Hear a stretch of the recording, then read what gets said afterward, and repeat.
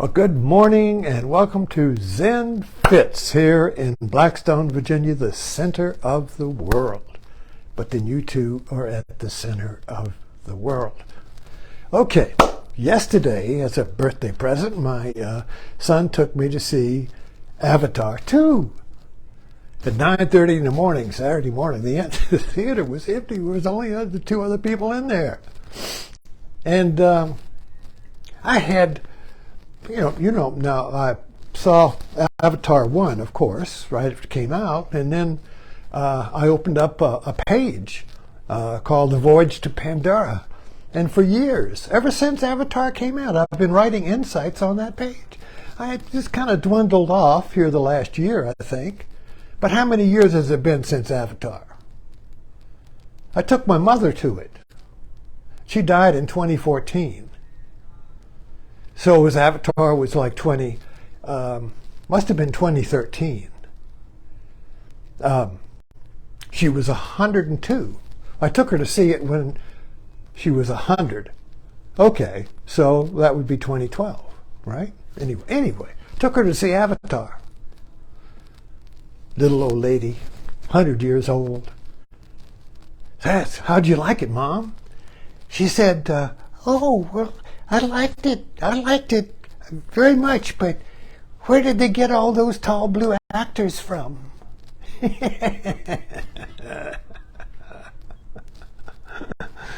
And so I asked her, well, what was the first movie you saw? And she said it was Harold Lloyd hanging from a clock. Harold Lloyd hanging from a clock. And that's one of my desktop gifts. I use a lot images from Google Images, and I have a lot of them on my desktop, so I can pop it into my posts, to make a point. And that's one of my big points. Harold Lloyd hanging from a. We're all hanging from a clock. So let's look at Avatar 2. Now, I can't spoil this because it's Avatar 2, and it's not like a mystery, like who's going to win or who did it. So it's not really a who did it. It's an adventure. It's a discovery. It's samadhi. Samadhi. A movie samadhi. Now what is samadhi? Samadhi, it's a rather esoteric term used in Hinduism and Buddhism. It's like the goal, like nirvana, like cosmic consciousness, nirvana, samadhi, the goal, where you're going, the unity consciousness, the cessation of suffering. All of this is kind of like lumped up into samadhi. Samadhi, you see. There's a path to it and there's no path to it. How can I get to it? You can't get to it. What's the means? How much meditation do I have? How much yoga do I have to do to get to samadhi? There's no way to samadhi. What? Anyway. So, Avatar, thank you, James Cameron, is a movie samadhi. Through the technology of CGI, animation, all of that, he creates wonder. Pandora. The way of water, the ocean, takes place in the ocean. All the Navi are swimming like porpoise in the ocean. A whole new wonderland opens up. Instead of dinosaurs on Jurassic Park, you have whales.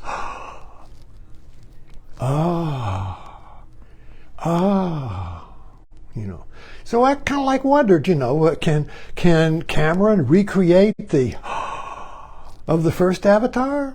No. How can you do that? How can you recreate the wonder of seeing something for the first time? Wonder is seeing something for the first time. That's why little children's eyes are open. They're seeing everything for the first time. Nothing has a name to it. Everything is unnamed. Everything is open. Everything is wondrous. Even a turd is wondrous, you see. But then after you grow out, ooh, don't touch a turd. There was a story, Zen story. I have a lot of Zen stories. There was a monk who was traveling, and he stopped at a hermit's cave for the night, and the hermit invited him in. It's dark. Remember back, before lights, everything was lit by a tiny little candle. So he went into the cave, and the hermit offered him drink and food and a place to sleep, and gave him some water in a bowl. Of course, the lights dim. The hermit thanked him, rested. In the morning, the hermit said, can I give you some more water and food before you leave? He said, yes, thank you. Now it was light. So the hermit got the bowl that he drank from the night before, and in horror, he looked at it. It was half of a human skull. He threw it away in disgust. And the hermit kicked him out of the cave and said, you lowly, stupid monk, who do you think you are? You stupid monk. Now, why these stories are questions. They're not like, oh, that's a silly story. And it's not about a stupid monk or a stupid hermit. It's a question. What's the meaning of this? The bowl was the same until he judged it and looked at it, you see. And then the conscious mind came back. So there's two minds going on here. There's two minds. One's open, one's closed. The closed mind is the one we live in, the conscious mind. Everything is named. That's a skull. You can't drink from that. That's disgusting. But from the unconscious mind, from the open mind, from the Zen mind, it's just a bowl of water. Oh, how good. Quenched my thirst, you see. So one mind quenches the thirst, and the other mind makes us thirsty. They're in conflict. They're in conflict, these two minds. One mind is open. One mind is the eye of wonder. Oh, water, thank you. The other mind is, oh, that's a skull. Throw it away. Ooh, nasty. Don't touch that. Two minds. One open, one closed. Ooh, how boring. So don't go to Avatar with just your conscious mind, which is going to be a comparing mind, and saying, oh, is this going to be as good as the last one? I don't know. How can it be as good as the last one? And then you read the review. Well, what are other people saying? And you read the review and says, oh, big deal. Humbug. Loud and, I read one, just the headline, loud and spectacular, but ho-hum. What's new? What's new, you see? So we want something new. We want something new. What we want is something that doesn't have a name. We want something that's like, oh, that's new. Oh, go to a restaurant, you have a new meal. Oh, that's good. You go there again. Oh, I had that. So you see the two minds working here. One mind is everything is always new. Everything is always for the first time. Everything is always wondrous. The other mind is, oh, I've seen that before. What's new? One mind is dead. The other mind is alive. These are both of our minds, one mind. But let me say, the open mind is not a mind. The open mind is just the vast space that is beyond the closed mind. Our closed mind is closed, has boundaries, has limitations by judgment. Everything is split into, oh, this is good, that's bad, pleasure, pain, up, down, in, out, good, bad. Everything is a pair of opposites in the closed mind, and we just go bouncing back from one to another like in a ping pong ball. Pop, pop, pop, pop, pop. The open mind, the samadhi mind, is beyond the ping pong table, has no boundaries, vast space where nothing. When Bodhidharma came to the China in the 5th century, 4th, 6th century, and the emperor asked him, who are you? He knew he was a great sage. Who are you? And Bodhidharma says, I don't know, and walked off. But before that, the memory says, what is your teaching? And Bodhidharma said, vast space, vast emptiness, where nothing is holy. I don't know who I am, and walked off, you see. So that he is describing the samadhi mind, the open mind, the wonder mind. You see. You see yourself for the first time. You look in the mirror and see yourself for the first time. You see your wife for the first time. You see your dog for the first time. You see a horse for the first time. You see your enemy for the first time. You see, that's the open mind. So what James Cameron is doing with these movies, I think he's a Zen master myself. I think I won't say he's an enlightened being, but he certainly is awake. He's an awake being who is capturing being awake in a movie. Like a poet captures it in a poem. Or an artist, a painter, captures it in a painting like Van Gogh. He's painting awakening. Or the novelist captures it in a novel like James Joyce and Ulysses. The artist captures, puts in a bottle, his awakening. But it's put in a metaphorical body, because you can't put awakening in a body because awakening has no form. Awakening is formless.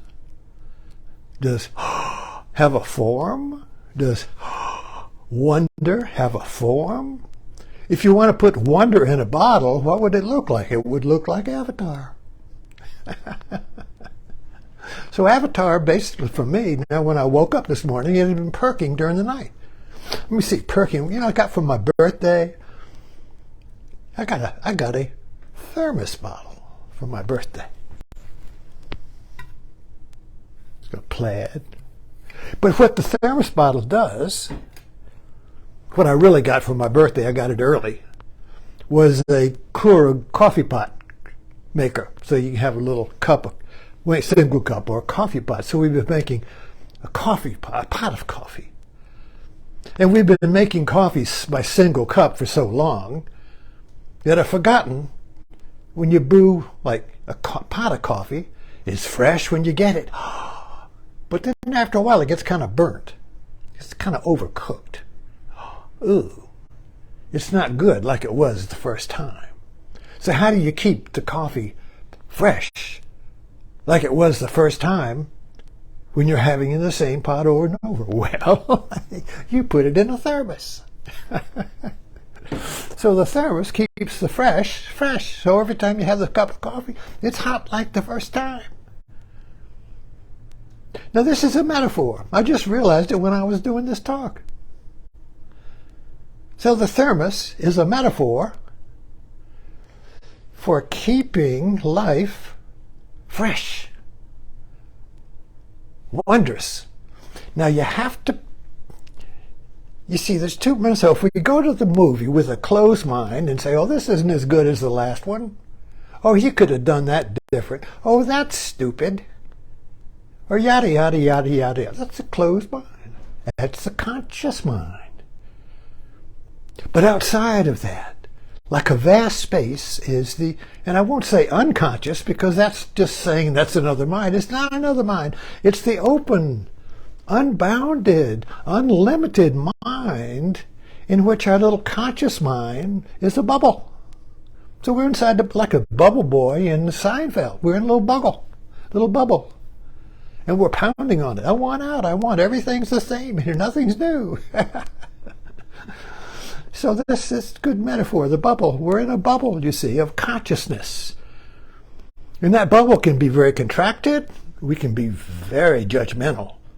We can just be comparing everything to some ideal and say, that's no good, that's no good, that's no good. Get rid of that, get rid of that. Nothing's any good. It's all it should be. It should be better. Everything should be better. Nothing's any good. So that that bubble can contract, contract, contract. Or it can expand, expand, expand. But at the same time, it's still got a boundary. And this boundary is unknowable because it's undefined. It has no name. So when our bubble comes upon something like a movie like Avatar, or other great movies, it comes upon that like a bubble comes upon the water. Like a bubble sits on the water of the pond, and where the bubble sits on the water, that film of bubble and the water are the same, and the vastness of wonder becomes transparent through the contact of the bubble and the water. Of course, you know the bubble is made out of water. It's just water with a film around it. It's just water with consciousness around it, you see. So we bump into the pond, and through that little bump, that moment of contact, we go, oh, and that's a movie or art, you see. But it's temporary. We depend on, we've got to go, oh, it's going to have Avatar 3. Oh, boy. I have to wait 5 years, and I can go, oh, again, you know. But then during the meantime, it's going to be, oh, the coffee's not fresh. So, anyway, I've got to close here. I'm starting to riff, you know. So the two minds are always working together. So when you go to sleep, you shut down the conscious mind, and the vast unconscious mind is opening, you see. And we have a dream. And quite often the dream points to wonder. There's wonder in the dream, but it's still dreaming in the bubble, you see. So when you go to the movie, practice suspending your comparing mind. There are two suspensions that are required to enjoy a movie. The first one is called suspension of disbelief, and Aristotle came up with this, I think. Go to a play or a movie or a novel or any art, you have to suspend the critical mind. If you sit in the audience criticizing the movie while it's going on, you're not going to enjoy the movie. You're going to be outside of the movie. We used to have movie nights here, and a neighbor would come over, and she would criticize the movie the whole time we were watching it. She'd be told, well, I wouldn't do that.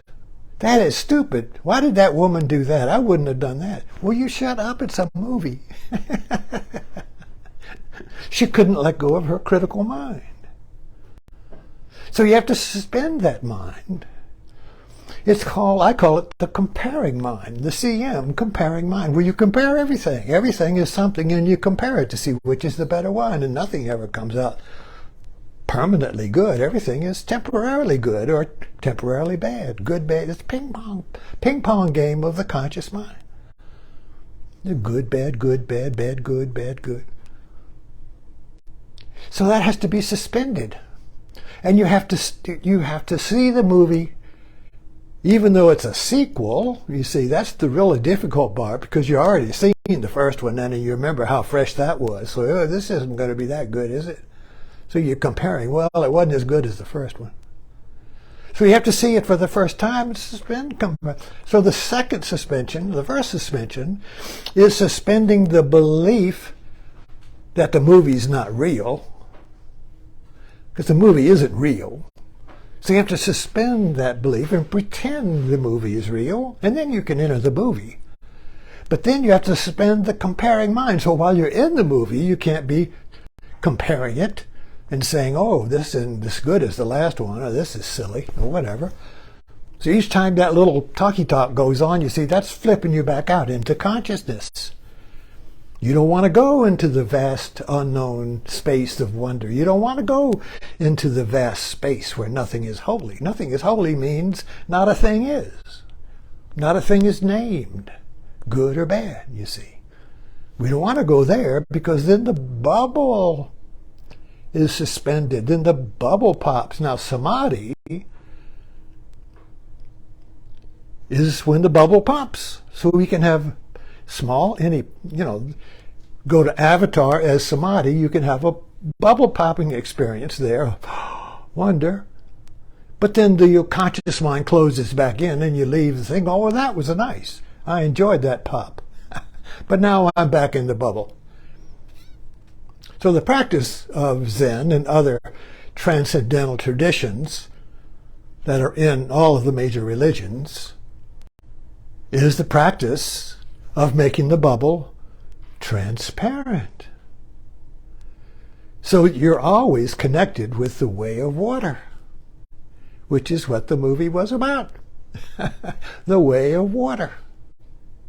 I'll stop there. I'll continue talking about this because I'm kind of pumped up about it now. Anyway, thanks for dropping in.